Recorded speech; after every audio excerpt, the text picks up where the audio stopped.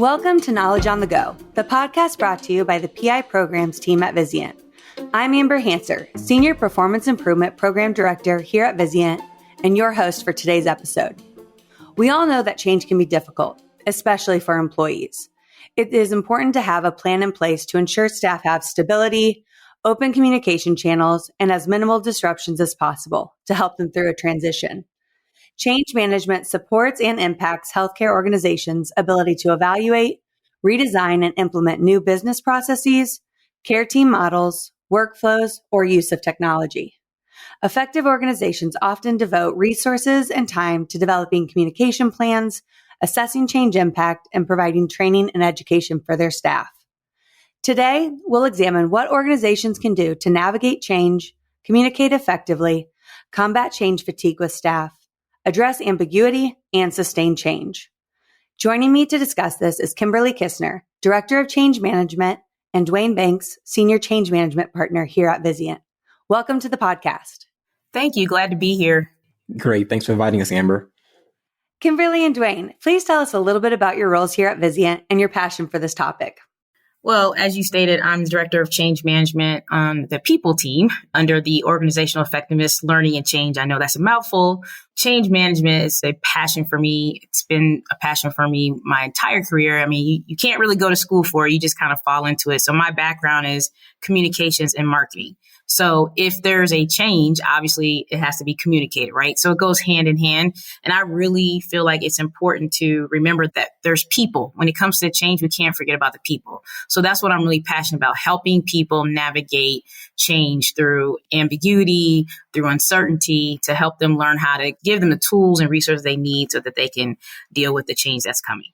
Great. Thanks. And for me, my name is Dwayne Banks. I am a Senior Change Partner here at Vizient, working on the same team that Kim is a part of. The reason why I am passionate about change management is because it actually gives me the opportunity to see people grow and excel. In the life, I do realize that change can be challenging. It can be difficult, but I look at change as opportunities for growth. So I like seeing people transition from the current state to the future state. But I think the change journey is a remarkable journey once you embrace it from their perspective. So I do believe that a person is resilient and they're adaptable. They can embrace change with a positive mindset.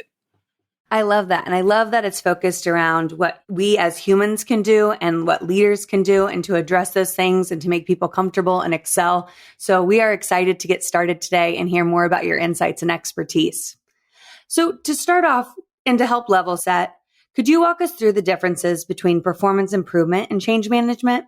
Sure, of course. Thanks for that question, Amber. That's a great question. I think of performance improvement as like fine-tuning our daily routines to work smarter to achieve better results. On the other hand, change management is like guiding everyone through a new adventure, making sure we all feel comfortable and excited about the journey ahead. I do realize that change management is about taking those individuals and addressing the emotions that's involved, the resistance, and ensuring that people embrace and adopt the new ways of working. And would you say that there's a difference between leading change versus the term change management? Most definitely. Change management is the process, the science, the methodology behind change management. Leading change describes how you influence and help people navigate the change that's taking place through various tactics. And it also deals with, as I said earlier, the human aspect, understanding their feelings, their behaviors, as Dwayne mentioned, going from current state to future state and dealing with that little middle part, which is that transition state, that muddy, yucky part. That's the part that is about leading people through that. They're very different because one is more of the methodology behind it as opposed to the actual influencing people and dealing with the behaviors. I totally agree with that, Kim. And to make this more relatable, Kim hit it spot on. I look at leading change as like being the captain of a ship. You're steering towards a new direction, a new horizon, and change management is the crew. The crew ensures that everyone on board understands the course, where we're going, where we're headed, and help us adjust along the way. So I think Kim hit it spot on. This is the complete difference between these two. And sometimes we often confuse and conflate the terminologies. But I do believe there's a distinct difference because once you have that understanding and where you're going and where you're headed, it helps individuals adjust along the way. I love that crew analogy. Agreed. It's great. And then you can course correct. Yes. And Kimberly, I'm sure you have things to add, but no, that's a great analogy. I absolutely love that. No, I was just going to say Dwayne he's on our team. We work on the same team, and he always has great analogies and stories to tie in to what we do. So I just love it. I'm sure there's going to be more throughout this interview. He's going to have some more nuggets of wisdom that he's going to drop. It helps kick it home. I think it helps make it more relatable. So I appreciate that. Like Kimberly said, it's a great analogy. And as we think about captains and crews and leaders and staff, what ways can leaders or organizations combat change fatigue with their staff? Yes, this is a hot topic among a lot of organizations. Change fatigue, change saturation, exhaustion. It's a common theme that we're currently hearing. Kim and I often talk about this. We're pretty much being proactive in how can we address this? How can we get in front of this? What methods and tools can we use? But I imagine change fatigue is like you're running a marathon and you're hitting a wall. Leaders can hand out water. They can support with resources, cheer us on, the small wins and things like that. But all these actions, when you motivate us and keep us going, it helps us to catch our breath and stay energized so we can finish the race strong. Change fatigue is very real. It's something that, as I stated before, is top of mind for a lot of organizations. And this is something that it is quite dear to my heart, also, Kim, too, because we're always constantly trying to refine, reskill, trying to upskill different ways and techniques we can help teams and individuals to combat this area of change fatigue. And just to add that, as he said, change fatigue is real, but even in your personal life, think about it from a personal perspective. You may have all these different changes. I'm trying to be like you, Dwayne, when you're trying to catch a flight or you have a planned trip to go somewhere and then, the flight's been delayed. Not only has it been delayed, we have a layover for 4 hours. Not only that, we're going to end up being on the tarmac. There's no air. If you all saw the news about the Delta flight where they were going from Vegas and they had no air, they were waiting for hours. That's change. So it's like one change after another, that can make you feel fatigue. That can make you feel burn out, right? And so it's really real. It's something that we all deal with on a regular basis. And then from an organizational standpoint, there's things that you can do to combat that. If you are understanding or feeling like your employees are burnt out, that can be a sense of they'll start feeling distrustful towards you. They're going to not be engaged, right? And then there's some things that you can do about that. So if they're burnt out, talk to the employee and find out, hey, what are some things that we can do to free up some capacity? The same in your personal life. What are some things on your to-do list that you can I can do Instacarts to actually go into the store? What are some things that you can do to help free up some time? And then, of course, the employees may have distrust in you. So have open dialogue, have open conversations with them where you are open and honest about what's going on. And then also be a good listener. Find out from them, what is it that they need? Then, of course, to help with making folks get back and engaged in the game, help them understand the why. What's the reason why I'm doing the work that I'm doing? Why am I doing this? What's the with them? What's in it for me? And I think all those different steps from a professional standpoint, and again, you can use some of those steps to your personal life, will help combat some change fatigue. Those are great. And I think level setting that it's not just listening, it's taking action and responding to what they're hearing is a really big component to showing them that we're going to be working with you and we're going to take your feedback and we're going to make actions on that. As much as it is about the open communication, it is about the listening and the action. And when we think about action, we think about practices or strategies. And I was curious if you and Dwayne had any certain leading practices that you guys believe have the largest impact in creating buy-in with staff. Oh, yes, totally. Certainly. Kim just took the words right out of my head as in her last statement, because involving staff in the decision-making process and explaining the why behind the change and showcasing positive outcomes, this is what creates a great recipe for getting that buy-in. Doing active listening, empathy, providing support during the transition also build trust and commitment. I think that these are some of the leading practices that can be embraced to help navigate that and bringing that buy-in. And also, Kim said it best, explaining the why behind the change. Oftentimes we announce a change, but individuals cannot get on board the train because they have a ticket, but you're not giving them permission to get on. So it's like, I'm standing here with my ticket. I'm trying to get on the train, but okay, why should I get on this train? I know there's a destination, but what's there in mind? Can you give me some more context as into why we're doing what we're doing? So I think that's very important and it's very imperative. All those are great points, Dwayne, of course. I just want to add a couple more things is that it's really important for the leader to talk to the team and lay out the vision clearly, right? In simple terms. Sometimes we tend to use this jargon that people don't understand, like keep it simple, Simon. Can you just break it down so that a third grader can understand it. Make it very clear to them what the vision is and make it relatable to them as well. Then, of course, involve the team in personalized tasks based on the individual strengths. Dwayne and I don't have the same strengths, so Dwayne might be called upon to facilitate a meeting, and maybe I know how to do that, but that's kind of like his sweet spot, so let him do that. If you do that, then your team is going to be more apt to follow you and work with you. And then, of course, staying connected, have follow-up meetings and touch-ins, have one-on-one sessions, make sure you have a team meeting, do it on a weekly basis because they want to hear from you, but they also want to be heard as well. And then address any resistance. Resistance can come in two different ways. One, someone can be super vocal about something that they don't like and they push against it. But then you also have those that are silent. You've probably heard the term silence can be deadly. Yeah, it can be, because that can mean that that person is not engaged in what's going on. So they could be resisting, but they're being quiet about it. As we talked about that ship, you have to be prepared to change a course, be prepared to pivot. And how do you do that as a leader? You want to solicit team's feedback because a lot of times the team has their ear to the ground where leaders don't. So sometimes they can go in places where leaders can't. And because of that, they are privy to information that the leaders don't have. So as a leader, you have to be open to listening their feedback because you may need to adjust your game plan. And so I think those are some things that will help create buy-in and trust with your staff.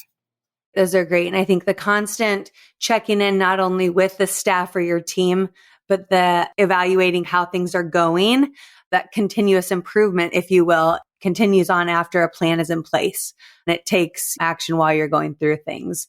And as you guys kind of mentioned towards the beginning around addressing ambiguity, there's a lot of uncertainty right now in healthcare and with organizations. And so how should organizations handle change management during times of uncertainty? Are there certain ways or best practices to actually address ambiguity? Well, I really thought Dwayne was going to chime in because his favorite saying is clarity over certainty.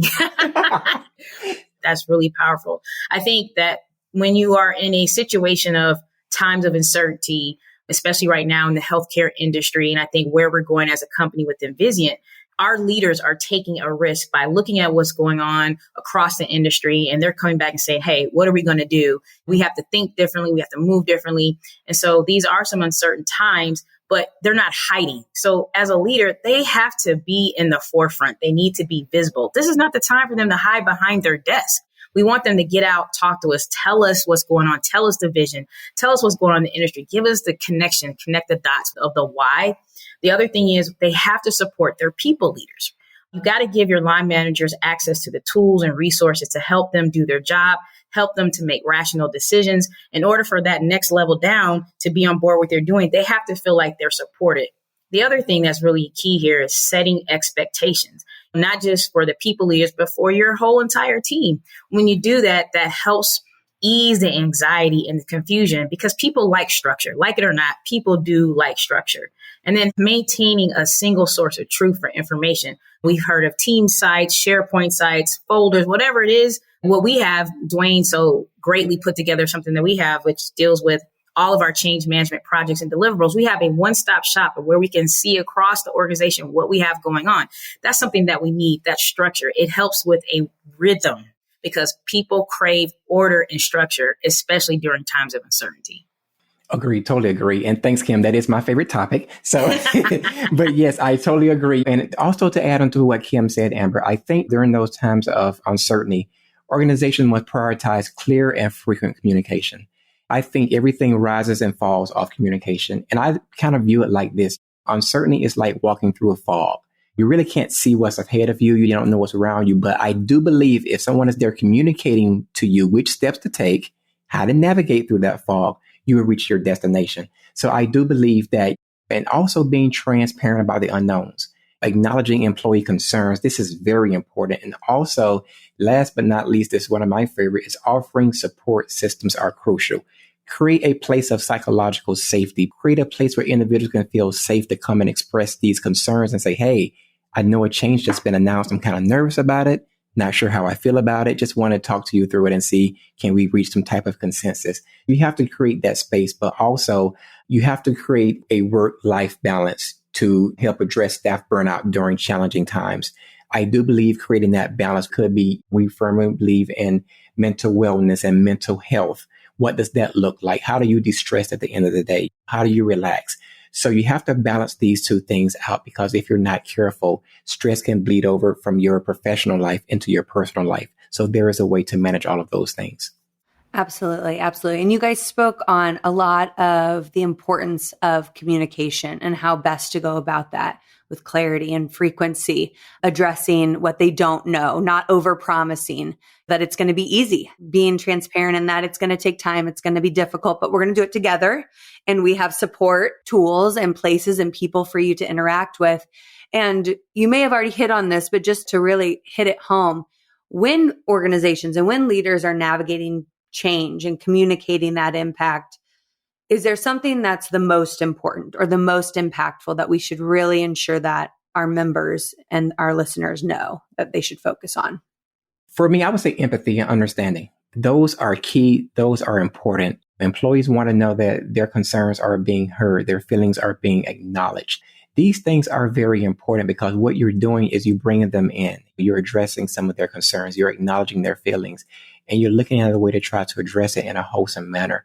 One of my analogies again, it's like painting a picture of what the future looks like after change and how it benefits the team. You must have that canvas. And as you begin to paint on that canvas, you must acknowledge that each stroke is, I'm acknowledging your feelings. So you have to just go with it so people can see. It's one thing to say, I hear you, but to see you is a totally different thing. And I think that's very important.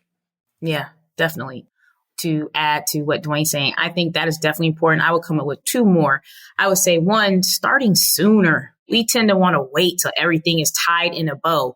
No, because that might be too late. Early communications are more proactive and can mitigate the negative consequences for failing to engage employees. You can do little drips. I like to call them little appetizers, bite size. Like, you don't have to tell them the whole story, but if you say, hey, we know this is coming down a pipeline, more to come, rest assured, we will keep you in the know of what's going on. And you just keep dripping it. And the other thing I would say is do it more often. You've probably heard this before, 5 to 7 times. And not just 5 to 7 times. You have to think about, you have different audiences that digest information in different ways. You have some people that are just, I just want to email. Then you have some people like, I actually need a town hall, or I want a video message, or I want a whole memo, or I'm just going to read on the internet. I'll read an article. You have to hit them in different ways in multiple times. And I think throughout the entire project life cycle, or the entire change life cycle, or whatever's going on, you want to do it sooner, do it often, and do it in multiple ways. I think that's great. And all things that are tactics that just take a little finesse. They take a little bit of planning, but that they're not extremely cost intensive or time intensive. It is just being more thoughtful about the approach and the frequency. And like you said, Dwayne, the see me, hear me, support me, all things have to be covered to ensure that it's successful. So I think that those are great nuggets for our listeners to take away. We've talked about a lot of different strategies and ways to address ambiguity and the human impact and just change in general. But when you guys have worked with members and other organizations, what have you seen successful organizations do to sustain change? Are there specific sustainability strategies that we should plan for and practice? In my experience at working some of the top organizations in the world prior to coming to Vizient, I will say not many organizations get it right. And I'm just being honest. And a lot of times that's because, one, organizations don't understand what change management is. So typically they bring change management in when they start to panic and they want us to fix it. And so that, of course, will impact the successfulness of the change management as well as sustaining the change. And then other times in organizations, we implement a change, we do all of this, and then we've done it and we walk away and we don't go back and check to see how did it go? What are some wins? What are some challenges? What could we done better? So we don't do that. I think what we try to do definitely with our team, and then what I've tried to do in the past, is impress upon the fact that we have to go back and we have to check in. And you can do that by many ways. You can do that by doing a pulse check. You can do a survey. You could do a lunch and learn. You could do a focus group, but you got to do something to measure, was this change successful? And you will know that by hearing from the people. Like, we had a change in technology. Did you understand the technology? Do you feel like it's making your job better or worse? Was the communications readily available to you? How was the training? Because then we can figure out what do we need to do differently next time, or how do we need to pivot? So I think a lot of companies need to realize that you can't just launch a change and then walk away and don't come back and move on to something else. Because if you do that, you run the risk of the change not really working the way that you want it. Oh, Kim, you are talking my language. I love the way you framed it, because what's happening is Kim is correct. They bring change management. It's like the house is already on fire, but you bring us in to put it out when you could have brought us in the beginning to prevent the fire. And Kim is correct. Come in often early, bring us in early at the ground level so we can get the lay of the land. But also to add on what she's saying, from my experience as it relates to what you've seen other organizations do, I've experienced, they prioritize 3 things, in my opinion. Number 1, continuous learning and improvement. I do believe that you have to embrace learning and improvement, some type of curriculum, some type of learning program. That's very essential. Number 2, establish feedback mechanisms. These help us to stay open to adapting the approach based upon employee feedback and changing circumstances. These are very important. But last but not least, this is one of the things that Kim and I talk about often. Develop a culture of resilience and adaptability. You have to develop that culture, and that comes about through learning and improvement and embracing different concepts and precepts. I think that is very important and very timely. I think those are all important things, obviously, and great to know that from an honest perspective of all of the work that you guys have done throughout your professional careers, not that many organizations may get it right the first time. Early action, like you said, having those 3 things in place, Dwayne, I think are extremely important, and great action items for organizations to start thinking about. Do we have these 3 in place? If not, how do we get there? So I appreciate all of the feedback and the expertise today. Unfortunately, that's all the time we have for this edition of Knowledge on the Go. Thank you, Dwayne and Kimberly, for joining us and sharing your insights. You have given us a lot of good information to work on. Thank you so much. And thank you to all of our listeners for taking the time to join us today. Please join us for more Knowledge on the Go podcasts. Subscribe today, like us, and send us your comments at picollaboratives@vizientinc.com. For Vizient's PI Programs team, I'm Amber Hanser. Have a great day.